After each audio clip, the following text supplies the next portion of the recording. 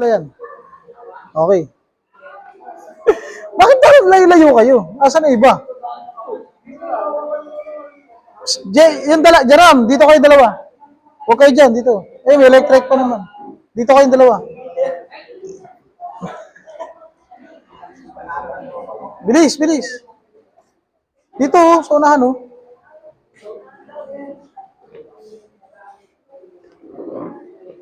Hindi po. So, bago tayo mag-start, let us pray. Panginoon, maraming salamat sa oras na to. Dalangin namin, Panginoon, ang iyong pagsama. Dalangin namin ang karunungan, Panginoon, nagmumula sa Lord God. Gamitin mo nga po ako, Panginoon, para ipahayag, Lord God, ang mga nais mong sabihin para sa amin, Panginoon, sa hapong ito, Lord God. Purihin ka, luwalatiin ka, sa pangalan ni Jesus. Amen. Okay. So, nasa lesson 4 na tayo. Lesson 4. Nung nakaraan, ang lesson natin is inner healing. Ngayon naman, pag-uusapan natin yung 7 pillars of a happy marriage. Yan. Ano nga ba yung 7 pillars na yan na kung saan magiging masaya daw? Sige. So sabi sa Proverbs 9:1, wisdom has built her house, she has set up in 7 pillars. So ano-ano yung 7 pillars na yon? So, unang tanong muna tayo. Para sa'yo, ano ang pinaka-importante sa isang strong marriage? Sa tingin ninyo? Nakikita niyo sa mga kaibigan, mga magulang nyo. Ano sa tingin niyo ang pinaka-importante para magkaroon ng strong marriage? Ito tatanungin ko mga kabataan muna. Sige. Sa tingin nyo, ano yung pinaka-importante para magkaroon ng strong marriage?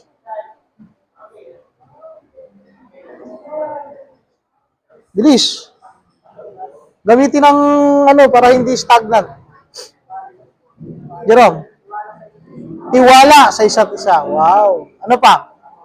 So, kailangan gusto ni Jerome may tiwala sa isa't isa. Sige. CJ. By communication. Lilia. Love. Yan. So, love. Yun yung nasa unahan. Love. No? Pag wala ka nun, lahat ng mga ibang sinabi ninyo, parang mababaliwala. Okay.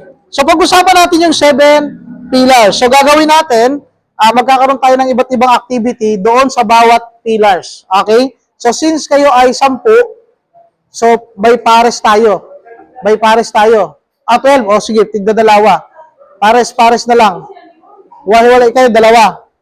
O, dito kayo. Hiwalay. Ayoko na magkakasama. Dito. Kayong dalawa. Sino ka-partner mo, Elisha? Yan ka-partner mo. O, may mga ballpen ba kayo? O, yan ang sinasabi ko sa inyo. Ating kayo ng training, wala kayong mga ballpen. Diba? O sa susunod, kaya sabihin ng teacher, o hindi, na magdala lang ganito, magdadala kayo. Kasi nagtitraining tayo, kailangan lagi tayo may ballpen, lagi tayo may papel. Hindi yan ipoprovide ng church sa inyo dahil meron tayo niyan. Per. Dalawa yan, ako na yan, yung papel.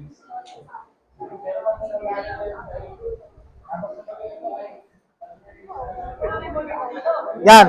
So, meron ako ditong papel. So, ano-ano nga ba yung tingnan muna natin. Ano-ano yung mga 7 pillars. Unang-una dun yung love. Okay? So, meron natin alam na, ano naman natin, self-explanatory.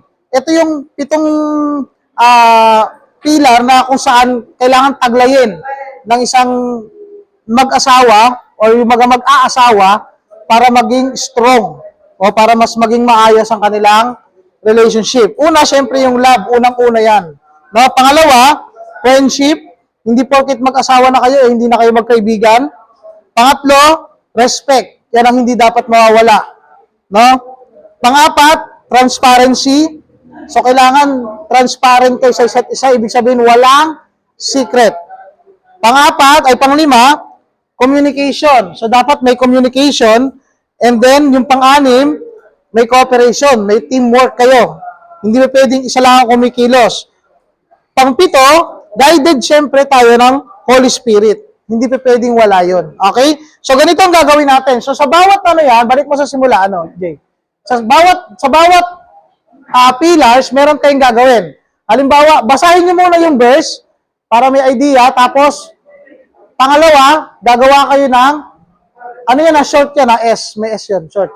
Gumawa ng short affirmation letter na pwede mong ibigay sa asawa mo o sa future spouse mo. Ano ba yung affirmation na tinatawag? Letter of, ano ba yan? Letter of affirmation.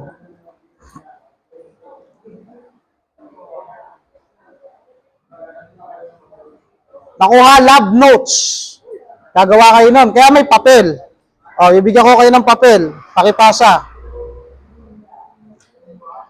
Okay? So, mamaya na natin gawin. Mamaya natin ilabas yung pangalawa. Sige. 5 minutes. Kasi 7 yan eh. 40 minutes. 35. O, pwede na. Sakto, di ba? Dalawa kayo. May tig-isa kayo. Oo. Kasi may mga, ano kasi dyan na kailangan nyo mag-usap. Bigay mo yung iba sa kanila. Yung ibang papel, asan? O yan, pasa mo yan dyan. Sige. 5 minutes, pwede nang simulan. Yan muna ang gagawin natin. Love notes. Opo.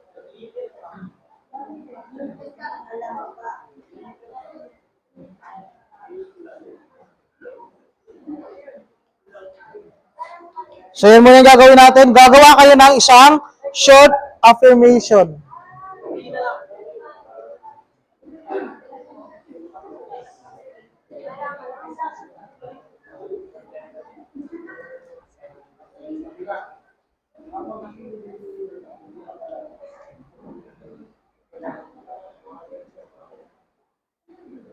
Alam niyo ibig sabihin affirmation?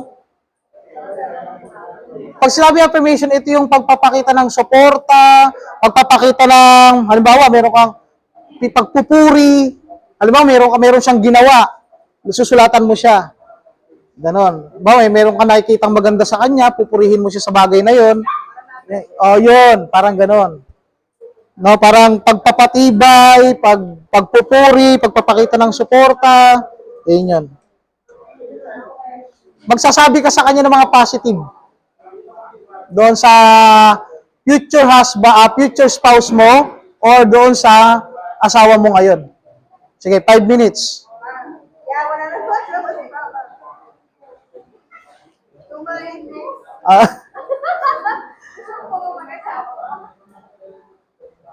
Sige, 5 minutes.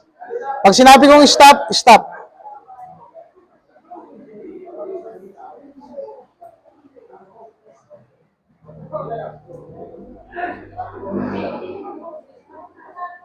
Tigpa 5 minutes lang. Kasi 7 yan eh, di ba?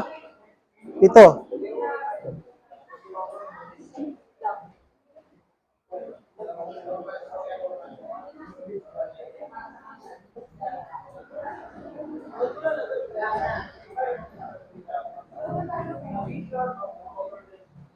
Ang kitot natin sa love is like a plant. Kailangan araw-araw diligan, alagaan at kausapin. So kasi ang love kasi nawawala yan eh. Kapag hindi na naalagaan. Okay? Kaya marami mga naghihiwalay na mag-asawa kasi nga hindi naaalagaan yung love. So basahin natin yung 1 Corinthians 13:48. Babasahin niya para mas maintindihan ano yung sinasabi.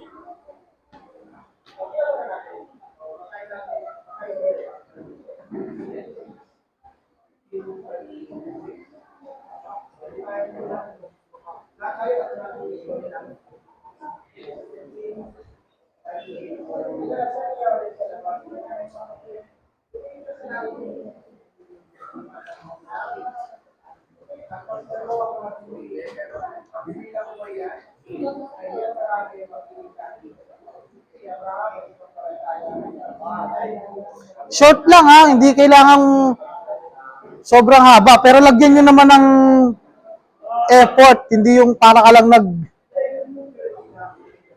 Ang pinaka-ano mo dyan is yung kung may asawa ka, kung wala, kung single ka, yung future, magiging asawa mo. Yun ang susulatan mo. Assuming na meron siyang ginawa or may something kang nakikita sa kanya, so paano mo siya bibigyan ng suporta, paano mo ipapakita sa kanya, ipaparamdam sa kanya yung mga bagay na sa pamamagitan niyan ng pagsusulat ng isang love notes. 2 minutes.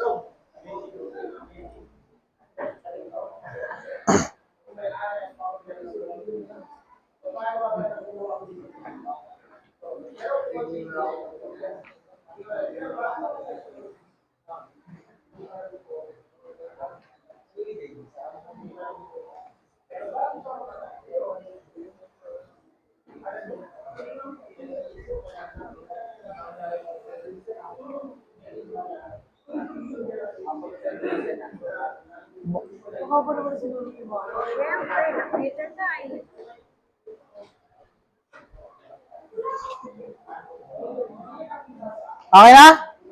Meron na lahat? Mamaya natin yan. Sige.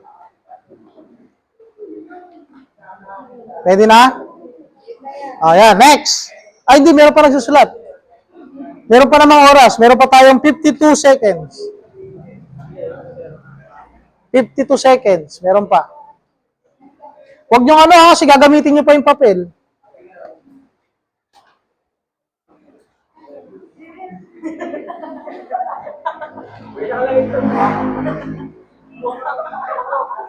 Okay na? Okay, sige. Mamaya magtatawag ako sa bawat isa sa inyo, sa bawat pillars, then isi-share ninyo kung ano yung ginawa ninyo. Depende sa pillars. Okay, next. 21 seconds. Meron pa? Tapos na? Sino pa? Hindi pa tapos. Si ano pa? Si Melvin. Dear future wife. Ganon, di ba? Alam mo? Ganon. Blah, blah, blah, blah. Di ba? Ganon. Dear future wife. Okay, time's up. Next. Next slide tayo, Jay. Friendship. Okay, sa friendship, so sabi diyan sa Genesis 2:18, basahin, binabasa niyo ba? Kasi hanapin pa natin ito isa-isa.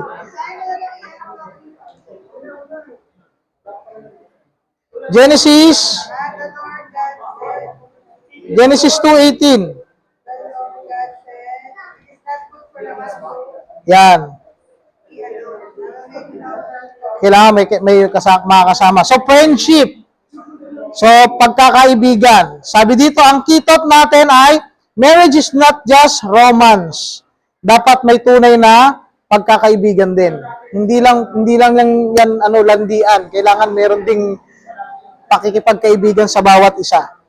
Okay? Ano ang activity natin? Friendship interview. Anong gagawin? So, itatanungin mo ngayon sa partner mo itong tanong na to. Ano ang top 3 qualities na hinahanap mo sa isang kaibigan? Na gusto mo ring makita sa asawa o sa magiging asawa mo. Yung sagot niya, yun yung ilalagay mo doon sa papel. Baliktaran. Yung top 3 qualities na gusto mong makita sa kaibigan mo, na gusto mo ring makita doon sa magiging asawa mo or doon sa asawa mo ngayon. Tatanong mo. Tapos lagay niyo ng pangalan. Halimbawa, Jerome. Jerome. Tapos yun ilalagay niya, Jerome. Ano yung top 3 qualities niya? Yun ang isusulat mo. Palitan kayo. Okay? Sige, 5 minutes.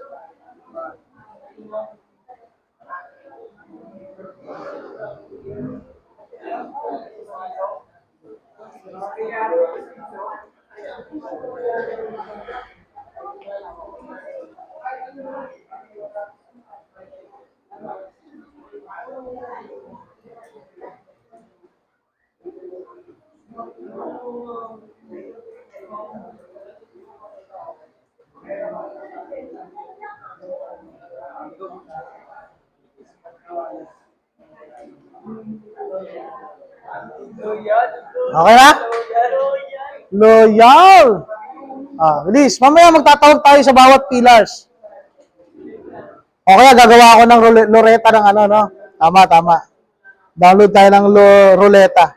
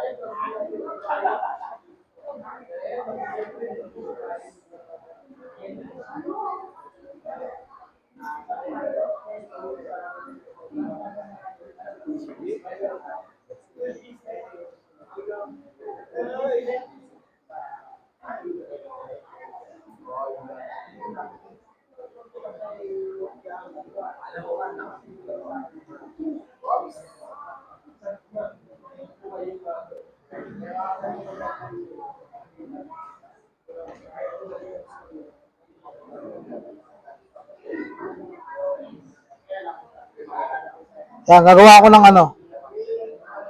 Sino pa ba to? CJ.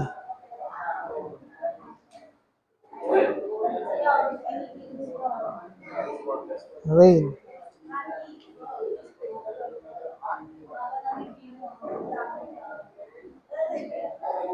Top 3 qualities ha. Yuri.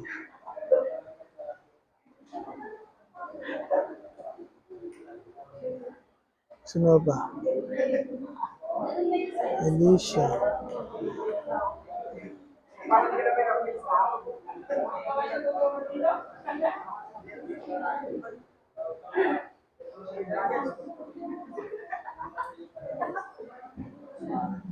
Sino pa ba?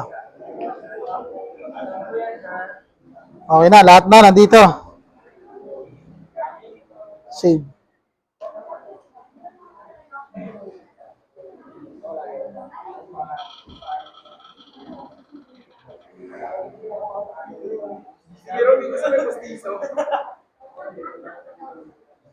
Ayusin nyo ha. Mamaya tatawagin ko kayo dyan. Okay na? So, 42 seconds. Top 3. Tingnan natin.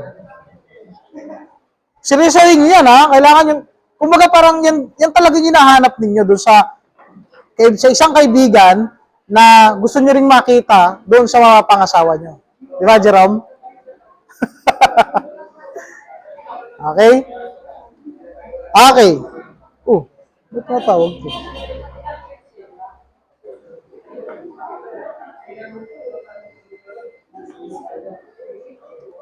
Okay na?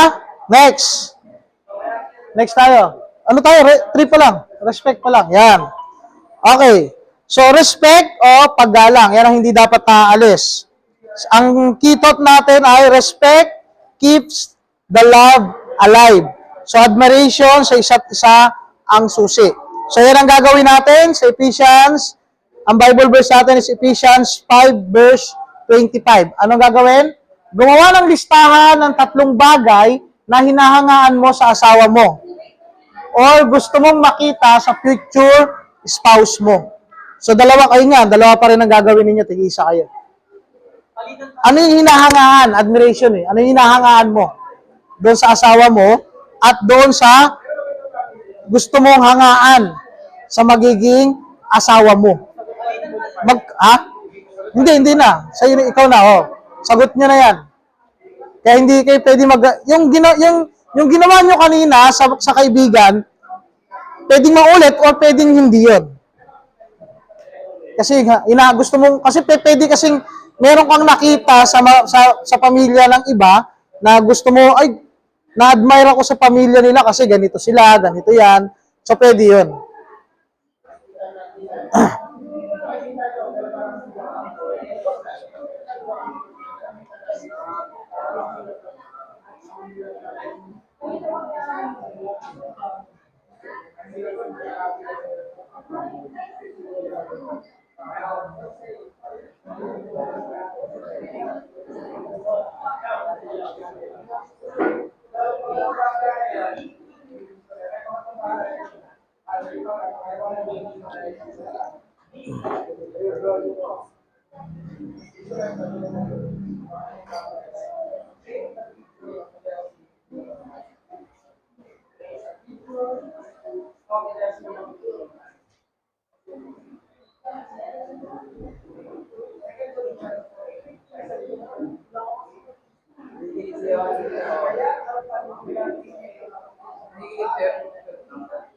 Bilis na.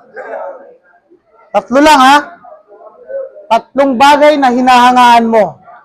Ano yung mga hinahangaan mo? Iba, si mama, ano yung hinahangaan niya kay papa? Sulat niya doon. 3 bagay. Kay Lilia, ganon. Kasi 2 lang naman silang mayroong asawa eh. Yung isa naman, magkakaroon pa lang. Sulat mo na dyan yung ano mo, Brad. Wala kasing ballpen eh. May ballpen ka ba, Jay? Wala. Tiramin mo nga muna ballpen niya. Walang ballpen si Melvin.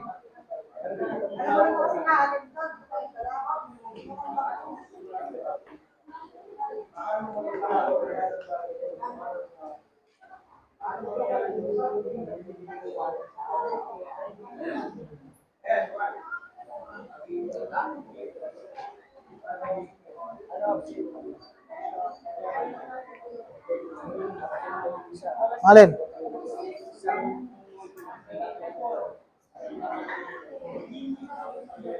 Okay na? 3 lang yan ha, 3. 3 bagay na hinahangaan mo or hahangaan mo sa future husband, future wife.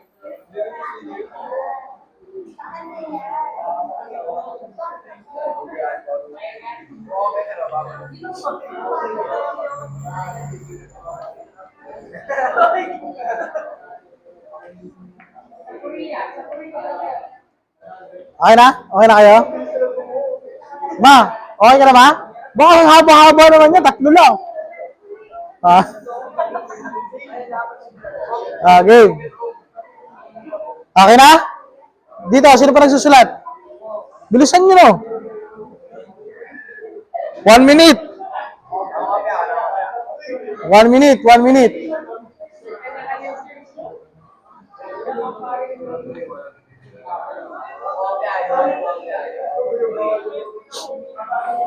Pairamin mo na ng ballpen yan.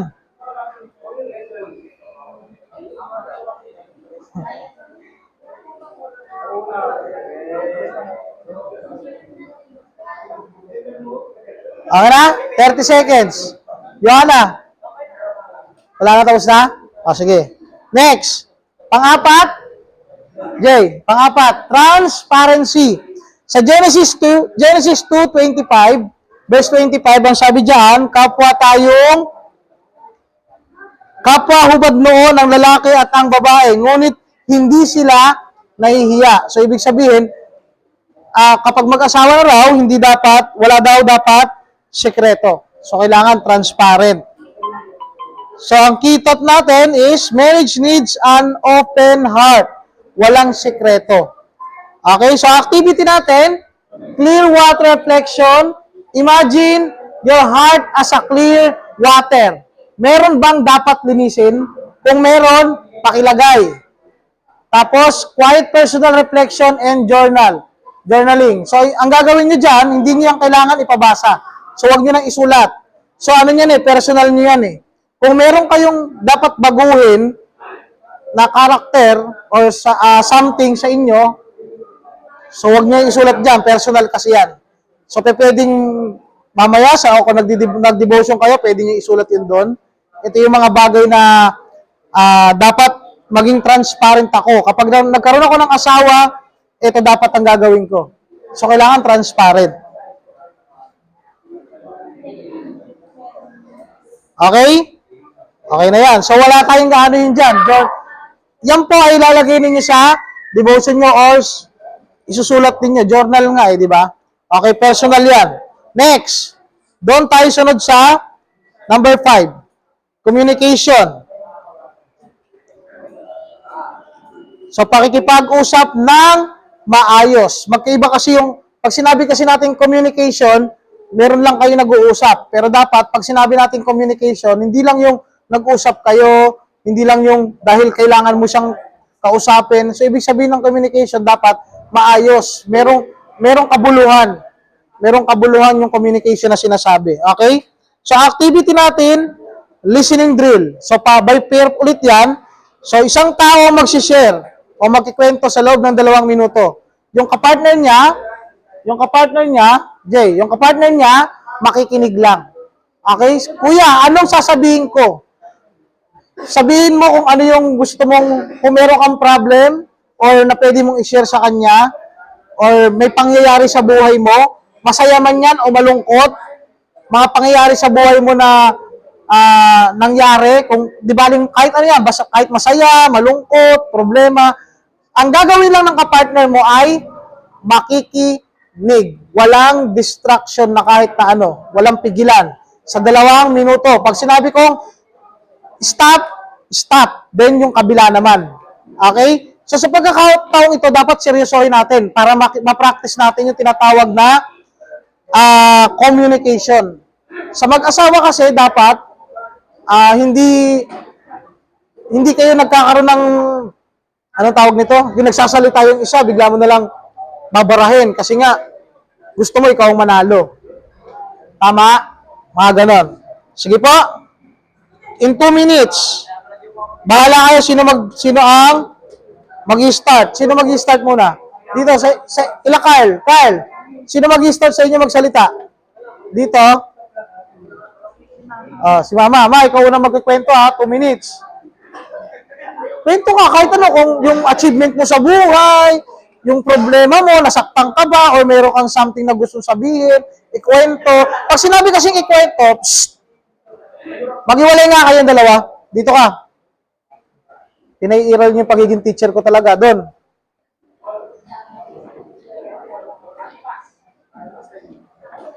Yan. So, ikikwento nyo ng 2 minuto doon sa kapartner ninyo. Pag sinabi ikikwento, wala naman niyang specific kung ano yung gusto mong sabihin. Halimbawa, naglaro kayo, meron nangyari, masaya ka, nakita mo si ganito. Nagigets nyo naman ako, di ba?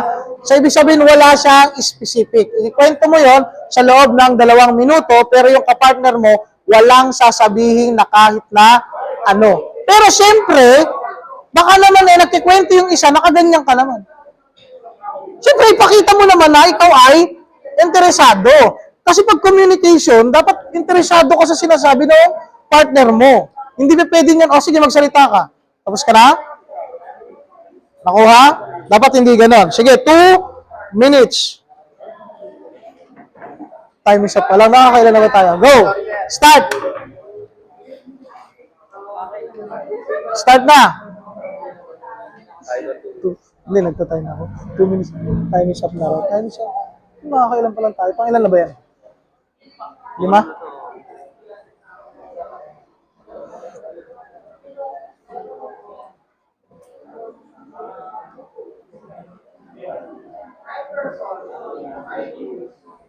Last.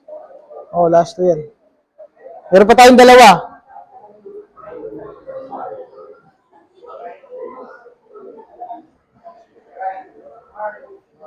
Seryosohin ha, ikwento. 2 minutes.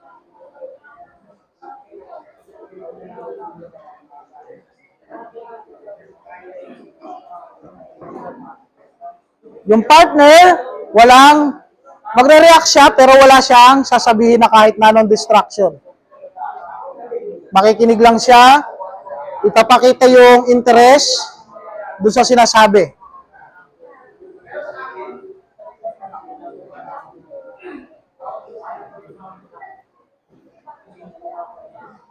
Hindi magko-comment ha, walang i-comment yung isa.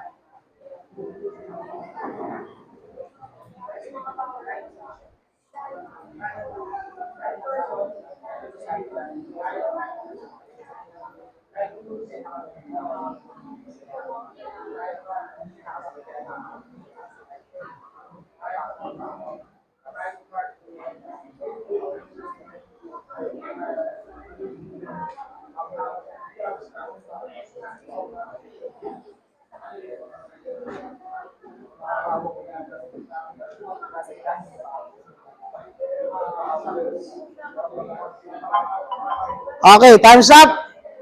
Stop. Next, baliktad. Palit. Sige, time, start, now. Yung isa naman na magkikwento.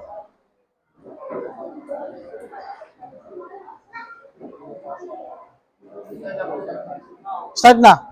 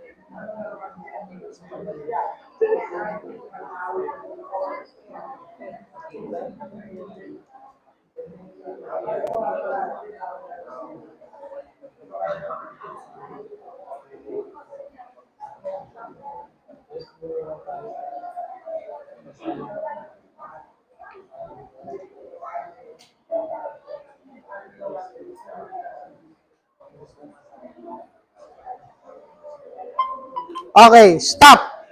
Yan. So, yan yung tinatawag nating listening drills. No? Sa mag-asawa, even sa bawat sa magkaibigan, pwede rin nyo rin yung i-apply.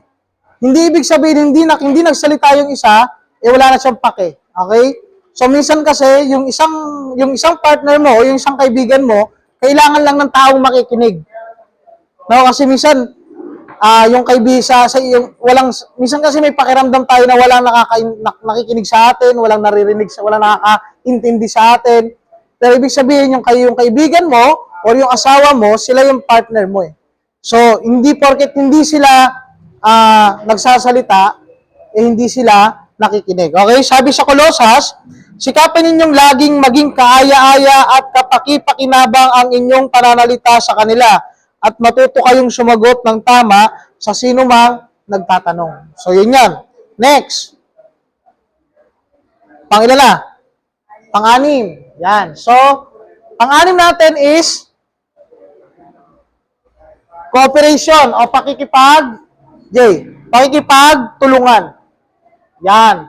So, mamaya basahin natin yung Bible verse. Sabi dito, complete the sentence. Each participants complete this sentence in 1 to 2 sentences. So, ang sabi diyan, masaya ako kapag nagtutulungan kami sa. Okay? So, doon sa mag-asawa, ganun yan. Siguro sa tawag nito sa inyo, sa single, siguro sa kapatid, sa kaibigan, kung meron kayo matalik na kaibigan, relationship din kasi yan eh. So, saan kayo natutuwa? Ano yung bagay na yon? Dudugtungan niya, complete the sentence. Masaya ako kapag nagtutulungan kami sa. Halimbawa niya, sabi, masaya ako kapag nagtutulungan kami sa pag-aalaga ng mga bata, sa mag-asawa yon. Or masaya ako kapag nagtutulungan kami sa paglilinis ng bahay. Pwede rin naman yun sa mga magkakapatid, sa magkaibigan, di ba? So, ganun. Ready? Go. Sulat. Pwedeng one sentence lang or 1 to 2.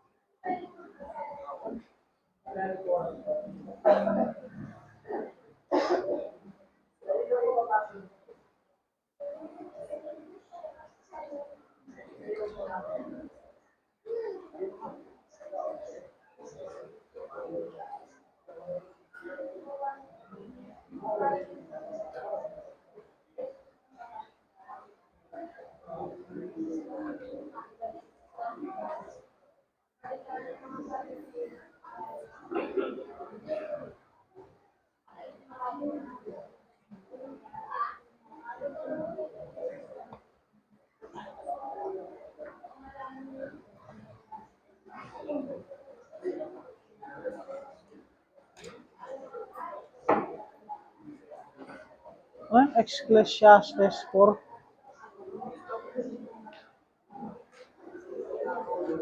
Two minutes lang ha.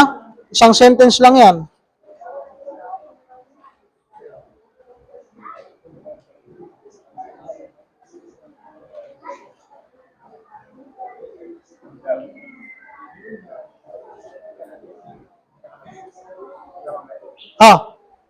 Tapos na?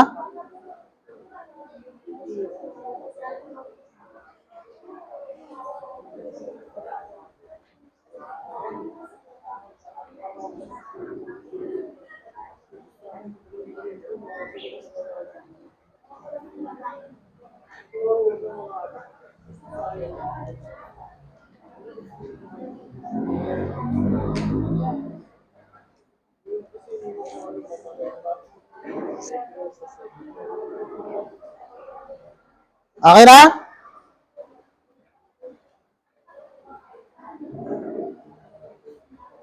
Mamaya natin yan isa-isahin. So sabi sa Ecclesiastes chapter 4 verse 9 to 12, makinig. Mas mabuti ang dalawang magkasama kaysa isa sapagkat mas marami ang kanilang nagagawa. Kapag nadapa ang isa, may tatayo siya ng kanyang kasama. Kawawa ang nag-iisa. Kapag nadapa, walang tutulong sa kanya. Gayon din naman, kung magkasama ang dalawa, sila'y mapaggiginhawaan, ngunit paano ngang iinit ang nag-iisa? Maaring may dumating na kalaban at daluhungin ang nag-iisa, ngunit kayang ipagtanggol ng dalawang magkasama ang isa't isa. Ang isang panaling may tatlong hibla ay hindi madaling mapatid. So ano ibig sabihin yan? So ibig sabihin, yung mag-asawa pinag-isa na. Kaya mas matibay. Hindi dapat pagkaawa 'yon. Okay? Last. Siyempre dapat guided by the Holy Spirit. Yan, ito yung gagawin natin. By partner, magpe-pray kayo asking the Holy Spirit to guide and strengthen your marriage. Doon yung sa may asawa. Doon sa walang asawa, siyempre, ask natin ng Holy Spirit na tawag ito, kumbaga parang sasabihin natin sa Holy Spirit, Lord, ito po yung gusto ko.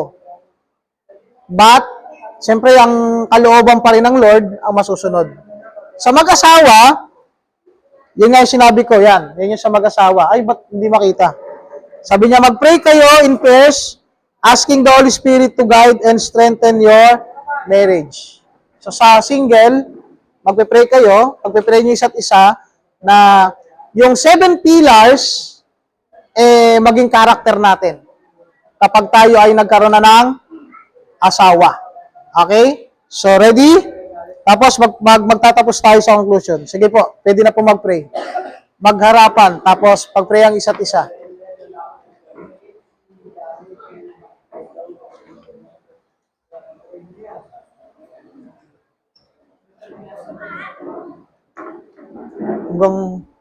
Hanggang 3:30 naman tayo. 3:30 eh.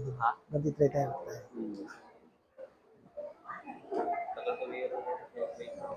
Ano yun?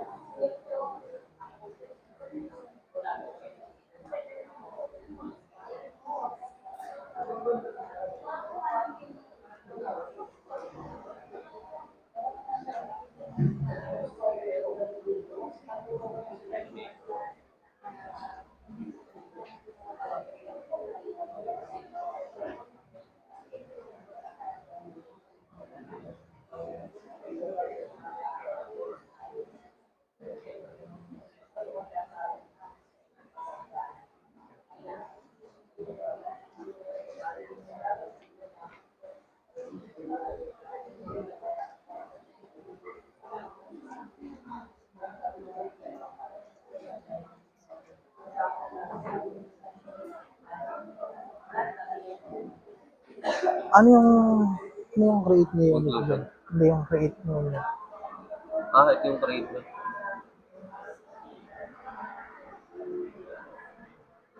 Ito. Andi ano na yun eh. Di ba last time, ang homework kasi nila, gumawa sila love letter.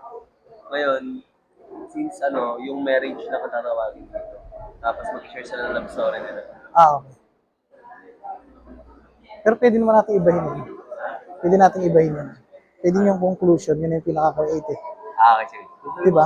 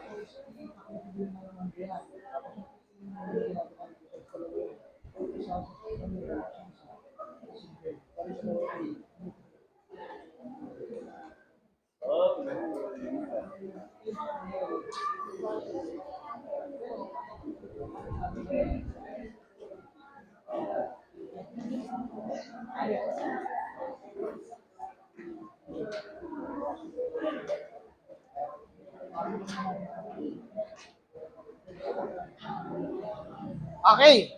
Sige. So ngayon gagawin natin, so mag-ano ako ng,